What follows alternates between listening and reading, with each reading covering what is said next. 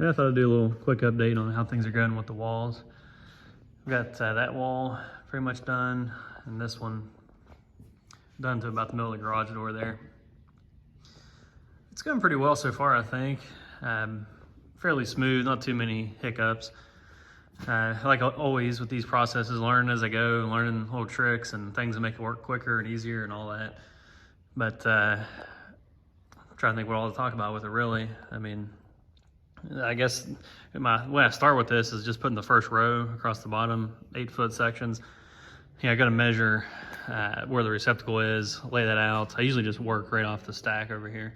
So at one point in time, I thought I was going to get the sawhorses out and just pull a piece up on there, cut it, work it. I found it's easier just leave it on there, slide it a little bit, cut it, and one less time you got to handle it. So anyway, at first I was being way too loose on the tolerances here and didn't get them very good. I think I can cover that with the box or the cover plate. But as I went, I found it's easier to get closer than that than what I thought. You know, for one thing, you set it up on there, and sometimes it needs adjusted. Like on this wall, for some reason, it's got a little bit of a gap on this end to get the sit right. And so, you know, you don't know how much there's going to be. Some are more than others. So when you twist it up, that kind of impacts where that lands on there. So, yeah, it's not an exact science, but I found I can get a little bit closer than that. I'm not sure why it's like that, because I measured with the my laser level a week or two ago. Just out of curiosity, I kind of turned the lights out in here and put that level all the way across the building, and just wanted to see how level my foundation was. And it was within a 1/4 inch, really mostly within an 1/8 inch all the way around the building, which I'm pretty happy with. I don't know what the normal specs are, but you know, if it was 1.5 inches off, that'd be a little concerning, but at a 1/4 inch, I can't imagine much better than that. So anyway, it should be pretty level, so I'm not sure why that's leaving a gap like that. But anyway, once I get that first row across the bottom, then I gotta do the top. They're pretty easy because they're all cut the same. They're about 33 inches. Cut it, put it up in there, screw it in, move on to the next. Down here is where all the custom work is, trying to get all that to align right. You get down to the end here, there's only a 1 foot little piece I had a stub in here. That's the thing, it's never gonna be exact, you know, exactly the right amount of 4 foot wide plywood in there. But it looks worse in person than it is, or on the video I should say, it does in person. For some reason the lighting makes it look kind of rough, but you know, I knew going into it, it's not gonna be as smooth as drywall, obviously.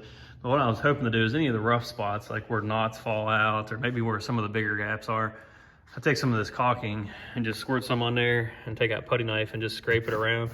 Then I've got a sander on that pole right there.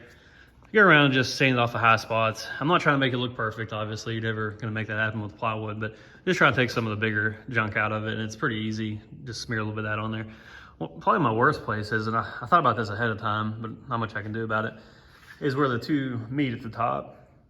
Because all the vertical lines, you know, they almost have to meet pretty smoothly because they're hitting a stud and they're getting sucked up against that stud.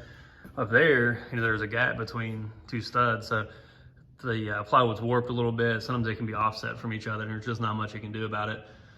I'm a little bit worried about that on the ceiling. It's gonna be more of a concern there, how I'm gonna deal with that, and I'll have a bunch of gaps everywhere.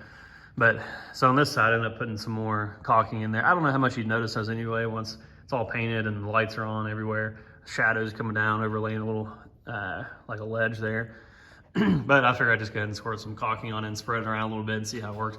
Again, it looks kind of ugly right now, but once I paint it, you'll never see that caulking, I'm sure.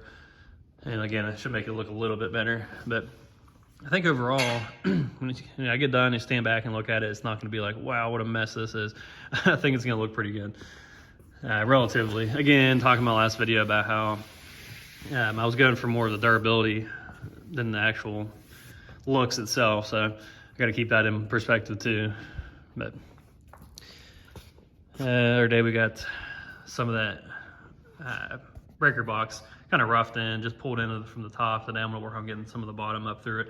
That way we can get these insulated and go ahead and start putting plywood over that. That way it's all at least into the breaker box. Then one day we'll come out here and start fine tuning everything into the actual breakers. But let's see, we got some more plywood. That's a job, just trying to get the plywood.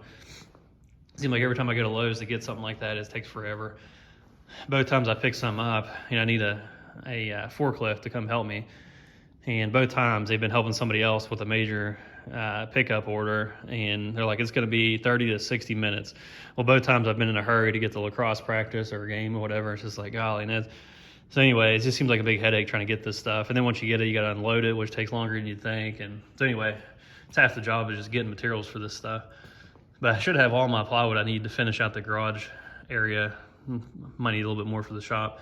But here soon, quickly, I'm going to be needing materials to start working on the ceiling. I'm actually kind of further ahead than what I thought on the walls, partly because I switched to the plywood. If I would have been doing drywall, ceiling would still seem like an eternity from now if I still had to mud everything and sand and this and that.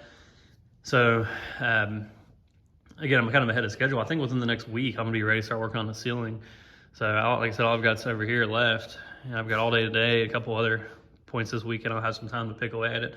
I think I'll probably have most of this wall done this weekend, and maybe next weekend start getting materials and start messing with this ceiling. Again, I'm a little concerned about it, how it's going to pan out, but we'll have to see. It's going to be definitely one of those situations where you try and learn a little bit. I ordered a drywall lift yesterday. You know, obviously I'm putting plywood, but same effect. You know, it's a machine that can lift it up there and hold it up there while I put some screws in it. So we'll see how that works out for this type of operation.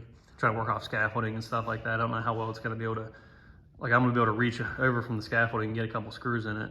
Maybe it's easier than what I'm picturing, but anyway, I'll do some more updates on it later. Just thought I'd grab a couple kind of mid-project here.